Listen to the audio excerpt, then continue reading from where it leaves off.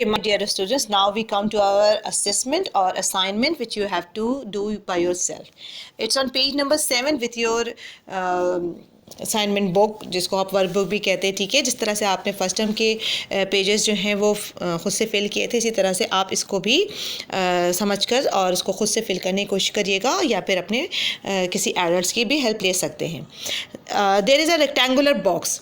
Question number 1 में एक rectangular box है जिसमें कुछ ऑप्शंस गिवन हैं, उसे आपने प्रॉपर्ली, ये जो ब्लैंक्स का जो क्वेश्चन है, ठीक है, वर्ड्स जो हैं वो कहीं कहीं से मिसिंग है, वो सोच समझ कर लिखना है।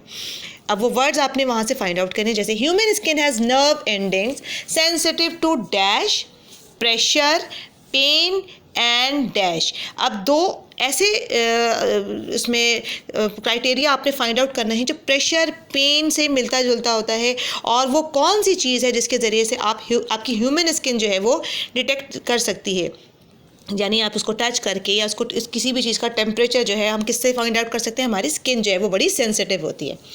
These and other sensory nerve endings are called dash. ये जो सेंसरी नर्व्स होती हैं वो क्या करती हैं, मैसेजेस को रिसीव करती हैं, जिसी वजह से हम इसको क्या कहते हैं, रिसेप्टर्स कहते हैं, because they receive signals from the outside world.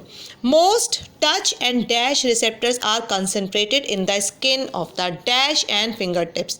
ज़्यादातर जो भी टच और प्रेशर के जो रिसेप्टर्स होते हैं वो हमारी स्किन और टंग और फिंगर टिप्स पे, टंग और फिंगर टिप्स की स्किन पे ज़्यादातर डिटेक्ट किए जा सकते हैं।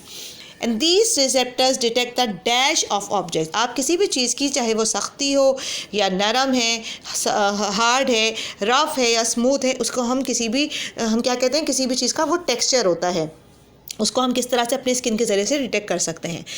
Touch receptors are also attached to the roots of hairs. Pain receptors are more evenly spread across the skin. They are also found inside the body in most dash and tissues. Tissues मिलकर क्या बनाते हैं, वो एक नाम लिखा हुआ है ऊपर, उसे सोच समझकर आपने उसको लिखना है कि टिश्यूज़ के साथ साथ हमारे जो इंटरनल बॉडी के कौन क्या होते हैं, जो बॉडी ऑर्गन्स होते हैं, उनमें भी ये सारी चीज़ें जो है वो मौजूद होती हैं। Then dash acts as a warning signal. Warning signal का मतलब ये है कि कोई भी चीज़ अगर आपको यानी कोई भी इन्फेक्शन हुआ है तो वो क्या करता है, आपको दर्द देता है। इन्फेक्शन का मतलब ये होता है कोई पेन हो रहा है, ये एक तरह का वार्निंग सिग्नल है, और ये आपको कहाँ तक लेके जाता है, it tells the dash to the brain something that is wrong with the body. और यही चीज़ आपका ब्रेन भी डिटेक्ट करता है कि हाँ, हमारी बॉडी के अंदर कोई चीज़ गलत हो गई है। हीट हो या कोल्ड, हर एक के रिसेप्टर्स जो है वो बिल्कुल अलग अलग होते हैं। जब भी यही वजह होती है, मैंने आपको बताया था लेक्चर में भी, कि हल्का सा भी जो टेम्परेचर डिफरेंस आता है वो हमारी बॉडी डिटेक्ट करती है। There are separate heat and dash receptors. अब हीट से का ऑपोजिट क्या होता है वो यहाँ इस बॉक्स में लिखा हुआ है, सोच समझ के लिखिएगा। These are used to detect changes in temperature. Your finger tips can detect temperature differences as small as 0.5 degree centigrade. Then question number 2, the amount of light entering the eye is controlled by the. मैंने अभी आपको बताया था कि हमारा जो iris portion होता है वो एक तरह का कह सकते हैं कंट्रोलिंग पोर्शन है, जो कि कितनी लाइट ने एंटर होना है वो उसको कंट्रोल कर रहा होता है। The cornea of the body या cornea of the eye is a transparent part. हमारा जो वाइट पोर्शन होता है वो क्या कहलाता है, स्क्लेरा। जो सीलियरी मसल्स होते हैं ना, जो वाइट कलर के आपको नज़र आ रहे होते हैं, वो वाइट कलर के होते हैं, और उसमें जो कॉर्निया पोर्शन होता है वो हमारा बिल्कुल ट्रांसपेरेंट पार्ट होता है।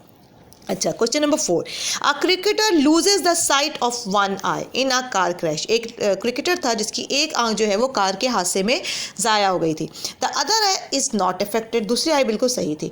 But when he plays cricket again he will effect, it can be effected as that, यानी उसको दोबारा क्रिकेट खेलने में अगर प्रॉब्लम हो रही है, इफेक्ट हो रहा है, तो क्यों हो रहा है, क्यों? क्योंकि वो एक आंख से प्रॉपर्ली नहीं देख सकता, लिहाजा वो सही से जज नहीं कर पाएगा कि बॉल कहाँ से और कितनी दूर से आ रही है। दोनों आइज़ जो हैं वो एक तरह का कैमराडो या कैमरा की तरह से उसको हमारे किसी भी विजन को जज करता है।